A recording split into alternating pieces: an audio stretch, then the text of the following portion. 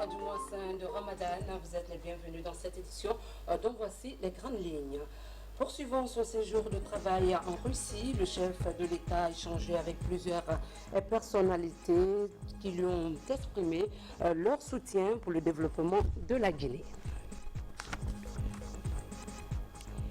Dans l'actualité également, du riz pourri a été retrouvé dans un magasin du port autonome de Conakry. Ceci grâce à une enquête menée par nos reporters. Les détails dans un instant. Pendant ce mois de bienfaits, il est de tradition chez les fidèles musulmans de faire des prières surrogatoires. L'importance de la nafila dans cette édition avec Younousa Tawel Kamara. Mesdames et messieurs, bonsoir. Merci de nous rejoindre dans cette édition à Saint-Pétersbourg, à Russie. Le 20e Forum économique international a ouvert ses travaux depuis hier. Une cérémonie officielle à laquelle le chef de l'État, professeur Alpha Condé, prend part. Une occasion que le président guinéen met à profit pour vendre le climat des affaires, le potentiel en ressources naturelles et aussi inviter les hommes d'affaires russes à plus investir en Guinée. Sanassi Keita, compte rendu. La 20e édition du Forum économique international de Saint-Pétersbourg s'est ouverte ce jeudi 16 juin 2016 en Russie. C'est en présence de plus d'un millier de responsables d'entreprises russes et étrangères, d'hommes politiques et d'acteurs du monde des affaires. Une édition placée cette année sous le thème « Capitaliser la nouvelle réalité économique mondiale ». Entrepreneurs et hommes politiques sont venus des quatre coins du monde pour nouer de solides contacts au cours de ce forum qui se veut constructif. En vous invitant à venir investir dans mon pays, dont le sol et le sous-sol sont très riches, avec un environnement humain et social favorable, ou des stabilités légendaires, je voudrais vous donner la garantie de mon gouvernement quant à la sécurité et à la profitabilité de vos investissements dans le cadre d'un partenariat gagnant-gagnant. Je peux vous assurer que l'Afrique sera demain le continent de l'avenir. Une occasion surtout pour le président de la République, professeur Alpha Condé, d'inviter les hommes d'affaires russes à davantage s'impliquer dans le développement socio-économique de la Guinée. C'est l'occasion de remercier la Fédération de Russie et la société russale pour avoir rénové l'Institut pasteur de Kindia. Excellence, Monsieur le Président, la Guinée n'oubliera jamais cet acte de solidarité. Comme le disent les Chinois, donnez-moi un pot d'eau quand j'ai soif, à mon tour je donnerai une rivière. La Fédération de Russie peut être rassurée que la Guinée est disposée à l'élargir et construire les bases de relations bilatérales. Le président Forum donne l'occasion de lancer un appel au secteur privé russe de croire en la Guinée. Le coup fatal a été infligé à Ebola par une brave population avec l'appui de la communauté internationale. Je vous invite donc à venir investir en Guinée dans le domaine de votre choix. Les conditions y sont favorables pour faire prospérer vos affaires. Ce forum, qui se déroule depuis 1997 ici à Saint-Pétersbourg, a pour ambition de devenir un outil pratique pour le développement des affaires et l'amélioration substantielle des relations entre la Russie et les autres pays du monde. En prélude à ce forum, le président guinéen a également eu un entretien avec son homologue russe Vladimir Poutine et d'autres personnalités de Saint-Pétersbourg. À cette occasion, des chefs d'État et grandes personnalités du monde ont félicité le président guinéen pour ses efforts de développement engagés en Guinée. Commentaire Sanassi Keita. Le 20e Forum économique international de Saint-Pétersbourg, c'est aussi une occasion pour les personnalités du monde de discuter de certaines questions d'intérêt commun. D'où cette rencontre professeur Alpha Condé et Ban Ki-moon. Le secrétaire général des Nations Unies a félicité le président Alpha Condé pour les nombreux efforts consentis en faveur du développement socio-économique et politique de la Guinée. Ban Ki-moon s'est enfin réjoui de la forte implication du professeur Alpha Condé, dans le cadre surtout de la victoire contre la maladie à virus Ebola, non seulement en Guinée, mais aussi et surtout au Libéria et en Sierra Leone. Juste après cet entretien, le chef de l'État rencontre le président de la Commission de l'Union européenne. Au menu des discussions entre professeur Alpha Condé et Jean-Claude Juncker, le soutien de la communauté internationale à l'Afrique pour la mise en œuvre du programme des énergies renouvelables. Le président de la Commission de l'Union européenne a promis au président en charge des énergies renouvelables en Afrique d'accélérer le processus de décaissement des 10 milliards de dollars prévus pour l'Afrique en 5 ans. Cette autre audience du chef de l'État est celle accordée au président de la République du Kazakhstan. Nursultan Nazarbayev a émis son souhait au président Alpha Condé de renforcer l'axe de coopération Conakry-Astana. Plusieurs sujets ont été à cet effet énumérés, notamment l'énergie, la santé et l'agriculture. C'est le président de la Fédération de Russie qui rencontre enfin le chef de l'État. Professeur Alpha Condé et Vladimir Poutine, en compagnie de leurs délégations respectives, échangent pendant 1 heure sur le renforcement des relations d'amitié et de coopération entre les peuples russes et guinéens. Les deux dirigeants ont émis leur souhait surtout de maintenir non seulement ces relations de coopération, mais aussi et surtout de les élargir à plusieurs autres domaines. Le président de la République, professeur Alpha Condé, a mis l'occasion à profit pour remercier son homologue russe pour tout le soutien qu'il a apporté à la Guinée dans le cadre de la lutte contre la maladie à virus Ebola. Soutien qui a abouti aujourd'hui à un résultat positif, celui de la disparition de la maladie dans le pays. Vladimir Poutine a en tout cas témoigné de sa ferme volonté au professeur Alpha Condé de faire en sorte que les relations entre Moscou et Conakry connaissent une véritable dimension. En marge de cette rencontre s'est tenue une table ronde où le chef de l'État a défendu la cause des relations entre le continent africain et cette puissance. On retrouve encore Sanassi Keita pour les détails. Pour la 20e édition du Forum économique international de Saint-Pétersbourg, le président de la République prend part à la table ronde Russie-Afrique. Objectif, développer des relations de partenariat entre cette puissance et le continent africain. Le continent présente un potentiel économique promoteur. En 2005, l'Afrique sera plus peuplée que la Chine, avec 3 fois plus de jeunes. C'est précisément parce qu'il est conscient de ces enjeux que le nouveau leadership africain est en train de s'organiser pour promouvoir le développement du continent et garantir sa participation plus active à l'économie mondiale. À ce titre, des ensembles d'intégration économique sont créés ici et là, à travers le continent, pour développer des transactions économiques intra-africaines avec le reste du monde.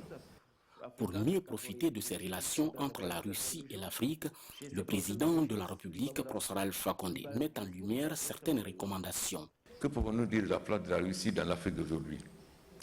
Et comment devons-nous envisager une part plus active de la façon de la Russie à l'essor économique du continent?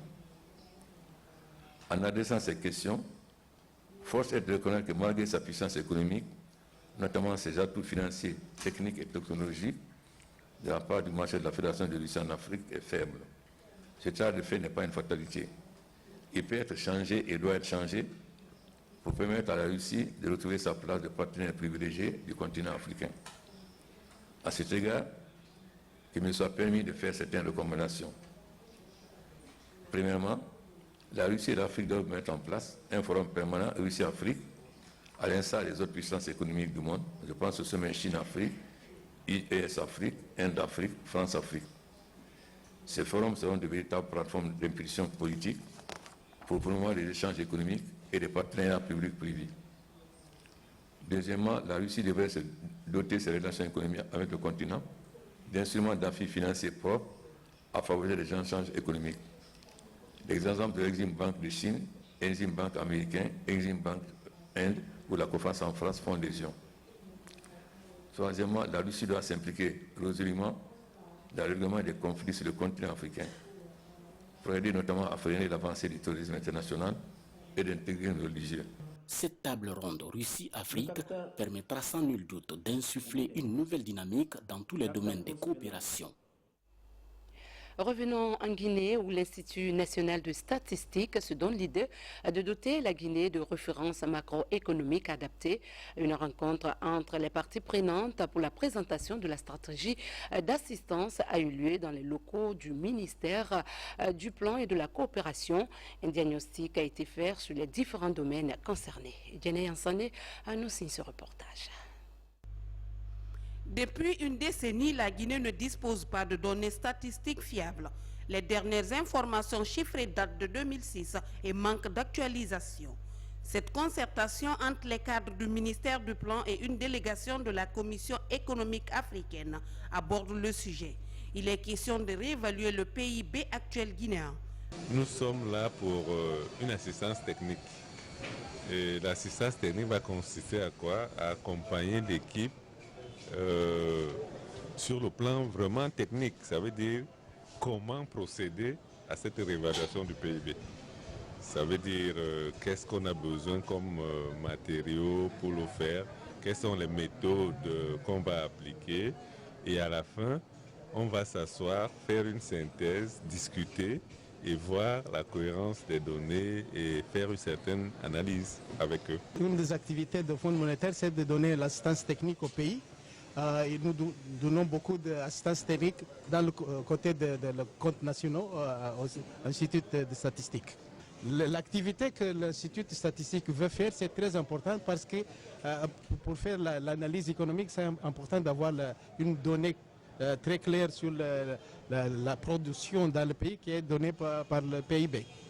Cette démarche fait suite à la demande du président de la République de doter la Guinée de données macroéconomiques fiables que l'Institution nationale de la statistique et les ministères concernés présentent des modalités de réévaluation du PIB. L'opération se poursuivra jusqu'en fin septembre de cette année.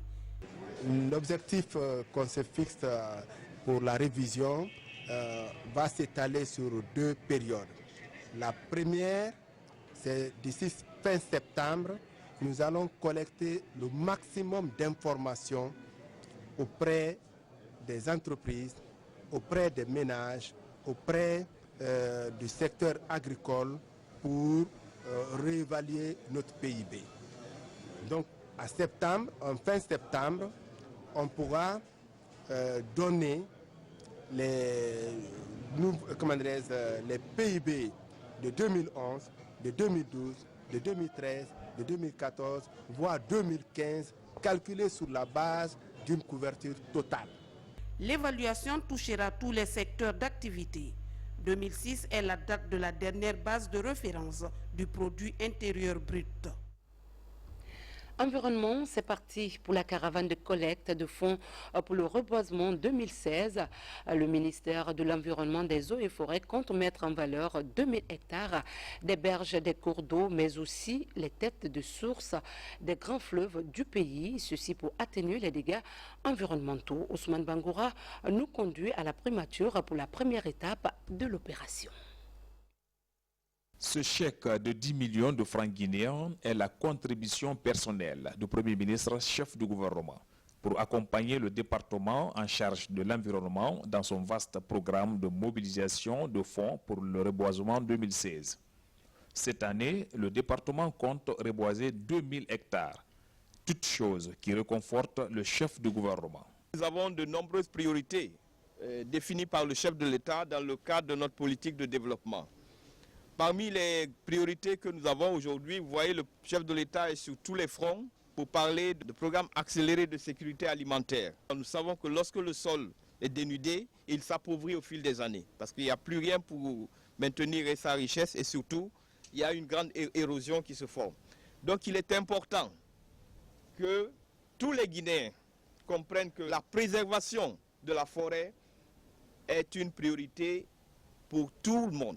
Nous tous, nous devons veiller à maintenir cette richesse que la nature nous a donnée. Pour la ministre de l'Environnement, reboiser est le moyen le plus sûr pour lutter contre la sécheresse. Nous sommes là aujourd'hui pour que chacun puisse mettre quelque chose dans notre caisse pour nous permettre de réaliser nos vœux. Et nous avons estimé cette année reboiser 2000 hectares. 2000 hectares. Et notre priorité, c'est non seulement les berges des cours d'eau, les têtes de source. On ne peut pas parler d'eau sans arbres. Sans forêt, il n'y a pas d'eau. Donc notre priorité aujourd'hui, c'est de faire un reboisement à grande échelle. Cette caravane de mobilisation de fonds pour le reboisement 2016 est une initiative du gouvernement Mamadi Yula. Ce programme de collecte de fonds pour le reboisement 2016 va se poursuivre au niveau des autres départements ministériels, institutions républicaines et entreprises de la place. Dans le même panorama, suite à cette dégradation des ressources environnementales, les acteurs concernés se mobilisent pour éviter à la Guinée le phénomène de la désertification. En marge de la journée mondiale de lutte contre la désertification, ils tentent de trouver les solutions dans le but de contrer l'érosion et autres facteurs de dégradation de l'environnement. Mamadou Alpha Baldé, reportage. Faute de statistiques fiables, des chiffres sur le taux de dégradation de l'environnement sont quasi inexistants. À l'occasion de la Journée internationale de lutte contre la désertification, des responsables environnementaux débattent de la nécessité de freiner le phénomène déjà constaté dans la partie nord du pays. À travers les manifestations de la dégradation des terres, nous nous rendons compte que c'est un processus qui avance contre notre volonté à l'échelle nationale. Il y a plusieurs départements qui sont concernés. Quand on parle de l'agriculture itinérante comme facteur de dégradation des terres, il faut tout de suite souligner l'amélioration des itinéraires techniques agricoles pour pouvoir freiner la désertification. Un tiers de la population mondiale est touchée par la désertification. Ses conséquences économiques, culturelles et écologiques sont nombreuses. Infertilité des terres cultivables, érosion, destruction des écosystèmes sont entre autres impacts du phénomène. Je me rappelle, je ne sais pas si c'était en 2010 ou en 2011, lors de la même journée qu'on organisait à la forêt de Cap Nimbo, on a fait du reboisement et le président de la République même d'ailleurs était là. Il a parlé de la vulgarisation des foyers améliorés. Ça, par exemple, c'est quelque chose de concret qu'on peut faire. Vous avez les briques en BTC qu'on peut utiliser. Ça aussi, c'est vraiment du concret. Cette année, le thème retenu est « Protégeons la planète, restaurons les terres, mobilisons-nous ». Une façon de solliciter l'implication de tous en vue de stopper l'avancée du désert. Et puis la réforme de l'administration se poursuit de plus belle. Pour y arriver, une formation appuyée par la Banque mondiale vient de s'achever. Cette activité de haute facture vise entre autres le renforcement des capacités de leadership et de stratégie des cadres de la fonction publique. Plusieurs représentants de départements sectoriels et autres services clés de l'État sortent outillés avec l'espoir de monter en grade. Habib Cham pour en savoir un peu plus. L'intégrité, le changement organisationnel, le leadership et la communication sont les principaux axes de cette formation qui s'achève. Il en a fallu plusieurs mois pour la concrétiser au bénéfice d'une administration guinéenne en pleine mutation. Nous pouvons dire avec beaucoup d'assurance qu'au terme de cette série de formations, nous avons acquis des connaissances considérables et importantes qui viennent non seulement consolider nos aptitudes professionnelles, mais également nos capacités managériales.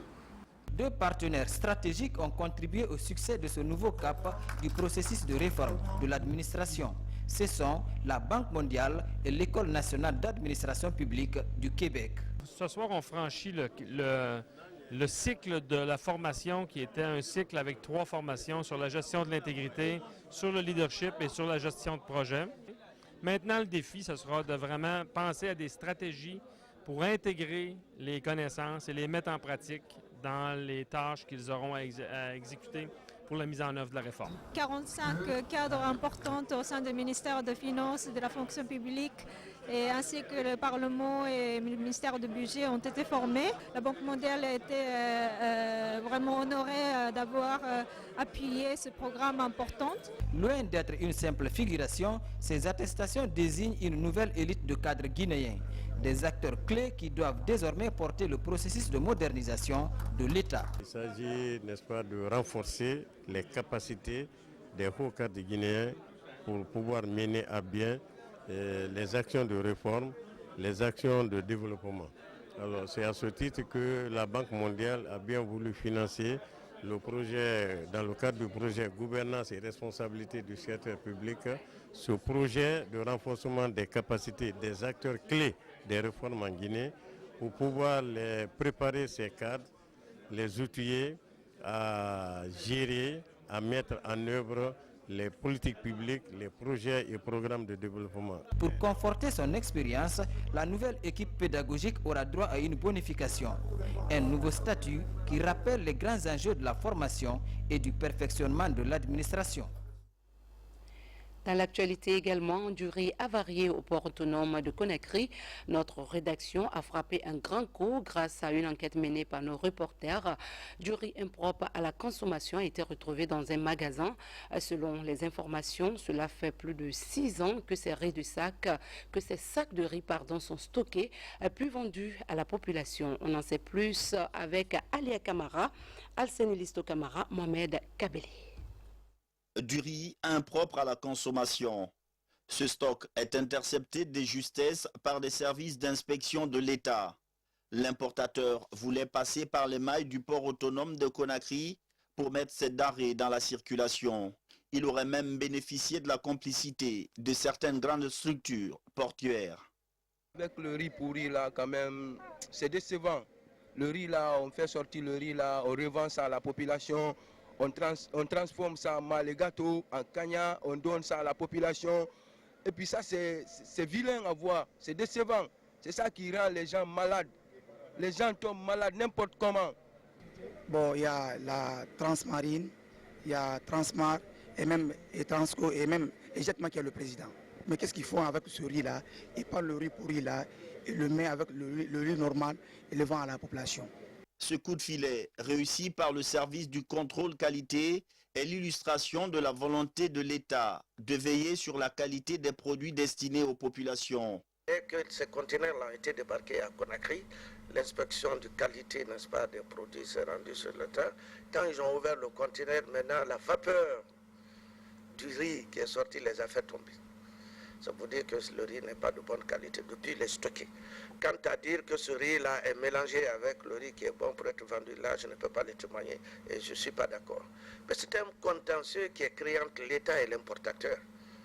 Selon lui, c'est l'État qui lui a commandé le riz est venu, il faut que l'État paye. Cette saisie relance la nécessité pour le service du contrôle qualité de renforcer la vigilance. En ce mois de Ramadan, beaucoup d'autres produits ont besoin d'être testés. Par le temps de pluie, il faut réduire sa vitesse et adapter sa conduite aux conditions climatiques. Les conducteurs de camions-citernes et le syndicat des transporteurs d'hydrocarbures en font une campagne de sensibilisation pour réduire les accidents en cette période hivernale et amener les chauffeurs au respect des mesures de sécurité routière. Ça, à Maratono, reportage. Des eaux de ruissellement sur la chaussée, Conakry continue d'enregistrer ses premières pluies. Ici, comme sur la plupart des routes du pays, les chaussées deviennent glissantes et la visibilité parfois réduite pour les conducteurs d'engins roulants. Les accidents deviennent fréquents avec parfois des victimes. Pour stopper ces accidents, le syndicat des transporteurs routiers invite les conducteurs à plus d'attention mais aussi et surtout au respect du code de la route. La saison hivernale, elle commence toujours avec son cortège de difficultés, de malheurs, notamment en termes d'accidents. C'est dans le souci de prévenir un peu ces cas d'accidents que nous avons organisé cette campagne de sensibilisation des chauffeurs afin de réduire les vitesses, afin de respecter les consignes de sécurité et de prendre toutes les dispositions nécessaires pour pouvoir faire une conduite positive et d'éviter le maximum les accidents de la circulation routière. La rencontre réunit transporteurs de camions, chefs de garage ainsi que les responsables de la sécurité. Tous s'engagent à lutter contre l'insécurité routière. Que ce soit maintenant les taximètres et les magbana et les mototaxis, qu'ils sachent qu'aujourd'hui, qu'ils sont les poumons de la sécurité de la République de Guinée, on est engagé. On serait encore respecté l'engagement qu'on a pris au nom de nos amis chauffeurs qui sont là et on va transmettre encore le message aux autres chauffeurs qui n'ont pas pu venir. Je suis très content d'être là ce matin et je suis très ravi. Moi-même, je suis sorti de cette école. Ensemble, nous allons sensibiliser tous les chauffeurs et les usagers pour éviter éventuellement soit les bouchons ou les accidents vraiment très graves. Selon les statistiques de la Direction nationale de la sécurité routière, la Guinée a enregistré 3189 cas d'accidents ayant causé plus de 200 morts en 2014. La journée du 17 juin de chaque année sera désormais consacrée par ces transporteurs routiers à la sensibilisation de tous les usagers de la route. L'approche consiste à minimiser les risques d'accident de la circulation. Rebondissement de l'affaire Koula, journaliste guinéen, assassiné au siège de l'UFDG. Première sortie médiatique de la cellule de communication du parquet général de Conakry depuis sa mise en place. Moundjour Chérif et les points focaux ont abordé l'affaire de meurtre de notre confrère Mohamed Koula Diallo pour éclairer la lanterne des uns et des autres. Explication Tcherne Younoussaba. Une autre étape dans la procédure de meurtre du journaliste Mohamed Koula Diallo. Après l'abandon des charges en faveur de 18 gardes de l'UFDG par le magistrat instructeur, le procureur de Dixine attaque l'ordonnance en appel. Une décision qui fait beaucoup de bruit dans le cadre de l'UFDG, alors que le collectif des avocats de Baouri parle de nouvelles inculpations et le parquet général de Conakry tranche. Après la clôture de l'information par le magistrat instructeur, qu'une inculpation revienne par le biais du même magistrat, je ne vois pas par quelle voie judiciaire cela est possible. C'est dire que depuis que le juge a clos son information, il n'y a pas eu de nouvelles inculpations. Outre le meurtre de notre confrère, le parquet général, à travers sa cellule de communication, annonce la tenue de la session d'assises des mineurs. Une dizaine d'affaires est attendue sur la table du président audiencier. La cour d'assises des mineurs, elle est aussi importante que la cour d'assises des majeurs. Et ça fait des années que nous n'avons pas tenu par faute de moyens. Et cette fois-ci, grâce à l'assistance de Terre, de l'ONG Terre des Hommes, nous voulons engager cette première cour d'assises à partir du 20 pour diminuer le nombre de dossiers que nous avons. Les dossiers qui sont prêts, nous avons une dizaine. Nous allons engager cette procédure parce que nous avons les dossiers d'assassinat, de tentative d'assassinat, de viol. Autre question inscrite à l'ordre du jour, la recrudescence des viols sur mineurs. Sur la question, Moundjour Chérif et son staff se montrent engagés à travers une nouvelle politique pénale. Donc les dossiers qui seront programmés pour les assises prochaines en audience fourzaine, nous allons avoir plusieurs dossiers d'assises et nous serons sans pitié pour les violeurs. Au terme de la rencontre, de nombreuses procédures sont abordées, notamment l'affaire Sable Mining, un dossier de corruption qui met en cause une ONG anglaise et vise plusieurs personnalités. 12e jour du mois saint de Ramadan, il convient qu'en ce mois honoré et béni, que tous les fidèles musulmans doivent profiter en accomplissant davantage d'actes d'adoration, parmi lesquels la prière de Nafila. Mais quels sont les avantages liés à cette prière? La réponse avec Younoussa Tawel Kamara. Ils viennent de rompre le jeûne, mais une dernière dévotion les attend avant d'aller se coucher, la Nafila. Une prière surrogatoire de 10 rakas et plus. Cette prière dite longue dans les mosquées prépare à la journée du jeûne du lendemain. Bien que n'étant pas obligatoire, la nafila mobilise des fidèles musulmans en raison des rétributions spécifiques attendues de la part. Nafila, c'est une prière surrogatoire recommandée par notre prophète Mohammed, paix et salut sur lui. Et cette prière vous rapproche de Dieu. Il efface vos péchés passés. Celui qui prie pendant les nuits des mois de Ramadan, en croyant que c'est Dieu qui est son Seigneur, en croyant aussi qu'il aura une bonne récompense de la part d'Allah le Tout-Puissant, Allah pardonnera ses fautes passées. C'est un complément. Elle peut remplacer les erreurs commises dans nos prières précédentes.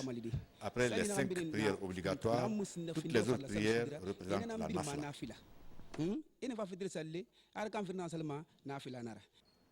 Cette série de prières de rattrapage spécifique au Ramadan qui intervient après la prière obligatoire de 20 heures est pratiquée beaucoup plus dans les grandes mosquées. Mais pour des raisons diverses, certains préfèrent rester à la maison pour faire la nafila ou tout simplement se rendre dans une place publique du quartier qui se prête à la prière collective. Il est loisible, souhaitable, voire même recommandé, selon les instructions de notre prophète paix et salut sur lui, que le musulman doit effectuer certaines de ses prières à domicile avec sa famille.